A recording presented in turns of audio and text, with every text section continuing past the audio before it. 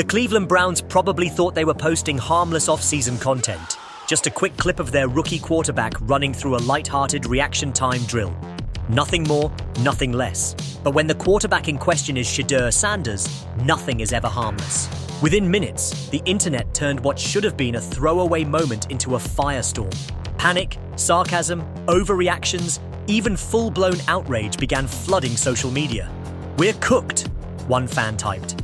Another piled on, "Every single aspect of this video is a red flag." And for what reason? Because Shedeur Sanders didn't flawlessly execute a gimmicky tube drop exercise.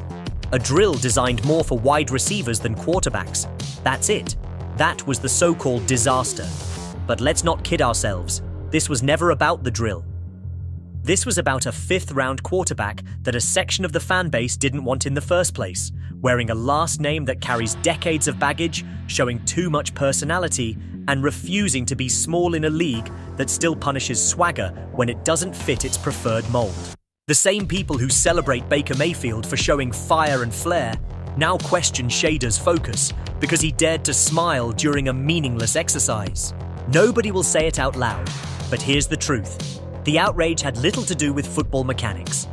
It had everything to do with image, perception, and the discomfort of seeing a confident young black quarterback owning the spotlight. If Shedeur had come out of Alabama instead of Jackson State, if his father weren't Deion Primetime Sanders, if he carried himself like the quiet, deferential rookie prototype, this moment would have been brushed off as exactly what it was. A rookie having some fun during an irrelevant off-season event. But because it's Shedeur, because he disrupts the old order simply by being himself, every drop tube suddenly becomes a scandal. This all began with a 30-second video. No dramatic commentary, no inflammatory captions, just raw footage of Shedeur Sanders participating in a reaction time test at the NFL Rookie Symposium. The goal: catch as many small plastic tubes as possible as they randomly fall from a contraption overhead. In his first attempt, Shedeur laughed, joked, and caught almost nothing. In the second, he got more serious, snagging 5 out of 9 tubes. Not great, sure, but hardly catastrophic. And yet, by the time the clip made its way around the internet, you'd think the Browns had just learned their new quarterback couldn't tie his cleats. Fans filled the comments with sarcasm and despair. "That's my QB1? Why did we draft this guy? He can't even catch the last one, bro. We're done." Some even went so far as to declare that every single aspect of this video is a red flag. It didn't take long for hot take artists and casual fans to dissect Shedeur's body language, facial expressions, even the way he stood between reps. That's when it all spiraled. Not because of what happened in the drill, but because people were already looking for something to be wrong with Shedeur Sanders. The raw numbers didn't help. Denver Broncos wide receiver Pat Bryant caught all 9 tubes. Fellow rookie quarterbacks Cam Ward and Jackson Dart each caught 8. By comparison, Shedeur's 5 seemed weak. But here's the problem. Those comparisons are flawed from the start. Wide receivers literally train for reaction speed and hand quickness. Quarterbacks operate in an entirely different realm. But of course, that nuance was nowhere to be found in the media's coverage or the fans' reactions. Instead, they declared this moment proof that Sanders wasn't serious, wasn't focused, and wasn't ready. But let's be clear, this wasn't about 3 drop tubes. This was about a narrative that had been building long before Shedeur ever stepped onto a Browns practice field. One fueled by discomfort with his name, his style, and what he represents. Because when you strip away the noise, the more pressing question is this: why are so many people rooting for Shedeur Sanders to fail before he's even taken an NFL snap? Let's slow it down for a second. The drill Shedeur was participating in measures raw hand-eye reaction speed. It's flashy for cameras, sure. It's useful for positions like receiver, corner, or kick returner. But quarterbacks? That's not the kind of reaction that wins games. The job of an NFL quarterback is about processing, reading a defense in real time, manipulating safeties with your eyes, anticipating passing windows before they open, and delivering the ball with accuracy while 280-pound monsters are trying to take your head off. That's reaction of the mind, not the reflexes needed to grab a falling stick of plastic. Yet that context disappeared entirely in the rush to mock him. The hot take machine spun it like gospel truth. If you can't ace the gimmick drill, you can't be an NFL quarterback. It's about a quarterback who doesn't fit the mold, stepping into a position where the NFL still prefers its leaders buttoned up, politically safe, and never too visible. And that's not Shedeur. He's unapologetically himself, and that alone makes him a target. Look at how the conversation changes depending on the jersey.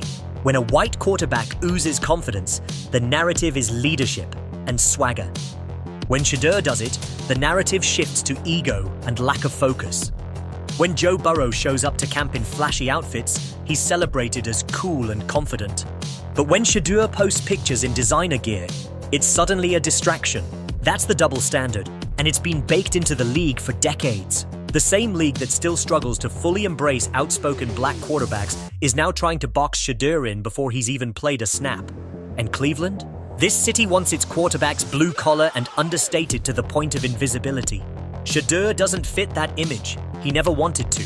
That's what really makes people uncomfortable. Because when you're black, bold, and in the quarterback room, you don't get off days. You don't get to smile without it being analyzed. You don't get the benefit of the doubt when something small goes wrong. Every little thing becomes a referendum on your character. That's why a harmless drill turned into a viral controversy. It wasn't about the tubes. It was about Shedeur being himself in a world that demands he conform. And here's the other layer to this story. Cleveland didn't even draft Shedeur to be their franchise quarterback, at least not officially. Dillon Gabriel was their safe rookie pick, taken in the 3rd round out of Oregon. Shedeur came 2 rounds later, a flyer pick. But anyone who has actually studied the tape knows the truth. Shedeur is the better quarterback, and it's not even close. Gabriel was solid in college, yes. Respectable. He managed games well and had flashes of playmaking ability. But elite? No. He was never considered top-tier NFL material. Former NFL wideout Cecil Shorts put it bluntly. Nobody was talking about Dillon Gabriel being a 3rd-round pick. Meanwhile, Shedeur thrived under pressure at Colorado, throwing for over 3,200 yards, 27 touchdowns, and only 3 interceptions behind one of the most porous offensive lines in the country. Talent-wise, it's not a contest. The difference is that Gabriel checks the boxes for safe pick. He's quiet, low profile, easy to market without stirring controversy. Shedeur. He's vocal, he's visible, and he carries the Sanders name, a name that still triggers certain corners of football culture. On the field, Shedeur's arm talent, pocket poise, and leadership outshine Gabriel in every measurable way. If the draft were purely about football ability, Shedeur wouldn't have lasted past the 2nd round. But the NFL draft isn't about pure talent, it's about narrative, and narratives kept Shedeur in the 5th round. But none of that matters now because the games are coming, and if Kevin Stefanski and Andrew Berry are paying attention, they'll see what's obvious to anyone who isn't blinded by bias.